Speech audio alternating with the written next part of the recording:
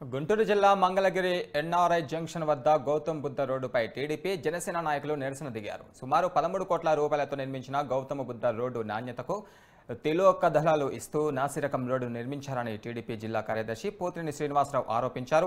Road నిర్మాణంలో భారీ అవినీతి జరిగిందన్నారు. మరో 2 నెలల్లో టీడీపీ జనసేన ప్రభుత్వం వస్తుందని, గౌతమ్ బుద్ధ రోడ్డు నిర్మాణంపై జ్యుడిషియల్ ఎంక్వైరీ చేసి దర్యాప్తు జరిపిస్తామని, అవినీతి చేసిన వారిని జైలుకు పంపిస్తామని పోతినేని శ్రీనివాసరావు హెచ్చరికలు జారీ చేశారు.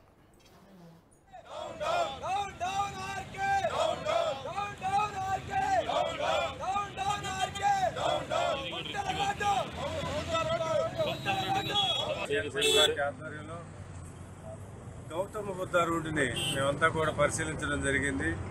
నూతనంగా వేసినటువంటి ఈ రోడ్డు గౌతమ బుద్ధ రోడ్డు మొత్తం కూడా గుంతలమయం అయిపోయింది. ఇటువంటి నాణ్యత లేని రోడ్లు వేసి ప్రజల సొమ్ముని ఎంత వేస్ట్ చేశారంటే, రాబోయే రోజుల్లో ఈ వైసీపీ ప్రభుత్వానికి ప్రజలు బుద్ధి చెప్తారు.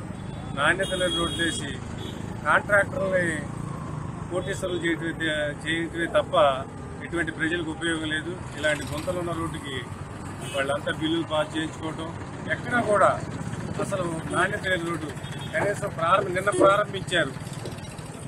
అందుకనే మేము జనసేన టీడీపీ తరఫున మేము హెచ్చరిస్తా ఉన్నాం. రాబోయే రోజుల్లో మీరు ప్రజలు బుద్ధి చెప్తారు. ఇకనైనా కమిషన్లు దండుకోవటం ఆపుకొని మీరు నాణ్యమైన రోడ్లు వేయాలని, ఈ రోడ్డును ముఖ్యంగా వెంటనే రిపేర్ చేయించాలని చెప్పి, అలా చేయించిన పక్షంలో ధర్నాలు చేశారని చెప్పి, ధర్నాలు కూడా చేస్తామని చెప్పి ఈ సందర్భంగా ఈ ప్రభుత్వం మనం చూస్తున్నాం. మన వైకాపా నాయకుల ప్రత్యేకత నిన్న ఏదైతే గౌతమ్ బుద్ధ రోడ్డు ప్రారంభోత్సవం చేసిన మన ఆర్కే గారు, ఎమ్మెల్సీ గారు చేశారు. కానీ నాణ్యత లేని రోడ్లు వేయడం మనం గమనిస్తున్నాం. ఇప్పటివరకు ఇక్కడే చూపించాం మేము మీకు రోడ్లు ఎంత గుంతలు ఉన్నాయో. నిన్న చేశారంటేనే ఇవ్వడానికి ఎంత చక్కగా ఉండాలండి. కానీ అటువంటి విధానం లేకుండా కేవలం కమిషనర్కి ఆధారపడి వీళ్ళు గవర్నమెంట్ అని ప్రభుత్వ పాలన ఎలా ఉందో చూస్తున్నాం. వైకాపా నాయకులు అంటే ఓటకపు మాటలు, అబద్ధం మాటలు చేస్తున్నారనే దానికి ఇది ఒక నిదర్శనంగా చెప్పవచ్చు.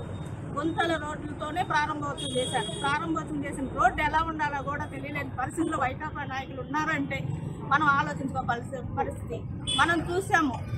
గత 4.5 సంవత్సరాల నుంచి మాట చెప్పడం, మడం తిప్పడం తప్పితే వాళ్ళకి ఏమీ లేదు. కనీసం రోడ్లు కూడా వేయలేని పరిస్థితిలో ఉన్నారంటేనే మనం ఇప్పుడు గవర్నమెంట్ ఎలా ఉన్నదో మనం ఆలోచించుకోవాలి. ఈ పరిస్థితిని మనం ఎండగట్టాలంటే కమిషనర్లకే వాళ్ళకి ప్రాముఖ్యత. కమిషన్ ఎక్కువ ఇస్తే అది కూడా వీళ్ళు ఏం చేశారంటే వాళ్ళ సొంత బినామీ పేర్లతో పెట్టుకుని కేవలం ఆర్కే గారు ఈ చర్యకు పాల్పడ్డారనేది మేము నిరూపిస్తున్నాం. మీరు కూడా ఒక్కసారి మేము కమిషనర్ కాదు అని చెప్పి నిరూపించుకోవాల్సిన బాధ్యత అయితే ఉంది. శ్వేతపత్రం మేము ఎందుకు విడుదల చేస్తామని ఎప్పుడు అంటూనే ఉంటారు. ఒక్కసారైనా శ్వేతపత్రం ఎందుకు విడుదల చేయరు?